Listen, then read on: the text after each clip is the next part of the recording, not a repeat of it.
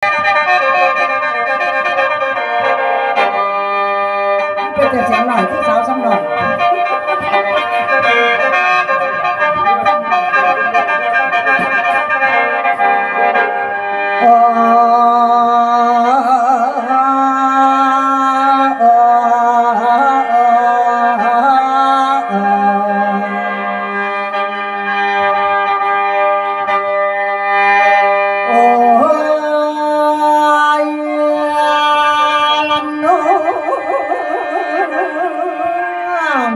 แล้วเสียง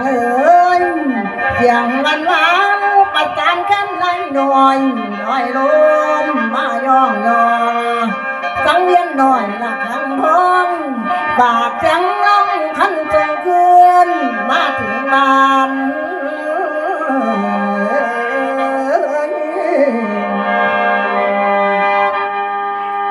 ให้ท่านจงมาถึงบ้านให้ท่านจงโอ้ยเล่นน้อง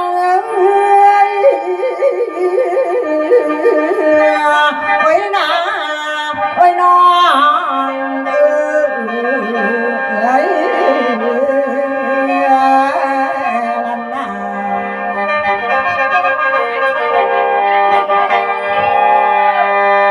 แล้วมาวันนี้มาแล้วเด้อสังเวียนนักมาแล้วมาในแล้วหัวลำสาวหัวลำสาวบ้านปางสมเด็จทำกำไปเบื้องเอาเสียงร้องออกแด่พายปรากฏขั้นเขาซาว่าสังเวียนน้องนี่ได้ไปขายไม่แล้วไหลป่าบ่ได้มาหัวซางเขาสู้ดอกัน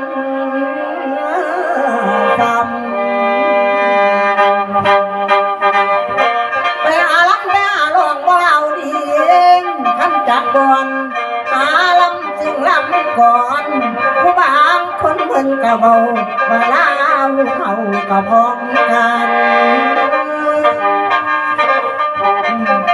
การทำมากินแล้วบ่ได้เลือกดอกข้านในตองอ้างประมาณหัวตามันจนคือหมอลำต้องเต้นนำผู้ไป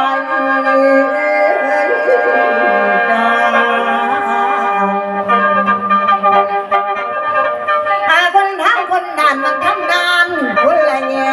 ที่ให้เป็นผู้แก่เป็นสอกับบ่ได้ปัญหาไหนตั้งแต่เสียง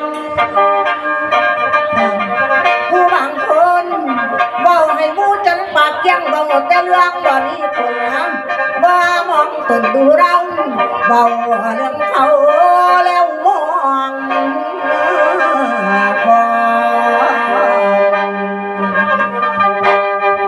คนมาแล้วจันโดน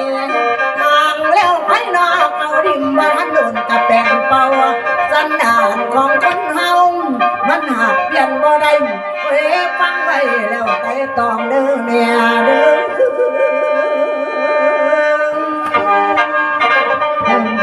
จังเรียนนาง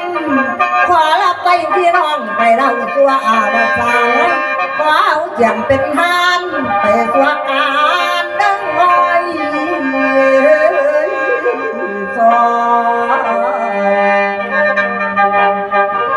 บ่มีถอยมีห่างมือถือไม่ใจสุดยอดขอรับใจคุณแม่ขอรับใจคุณพ่อแม่หัวขาวคอยกระสู่บ่ออกแม่หัวงอกกะสิสู่บ่เศร้ายังสิจากให้เท่าเอ้ยมาลำจังเอ้ยอีเมียายกับทุ่มอายหัวมันปังดังยังเฮียน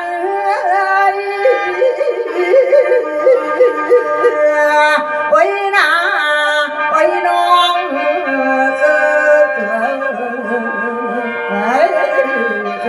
ขอ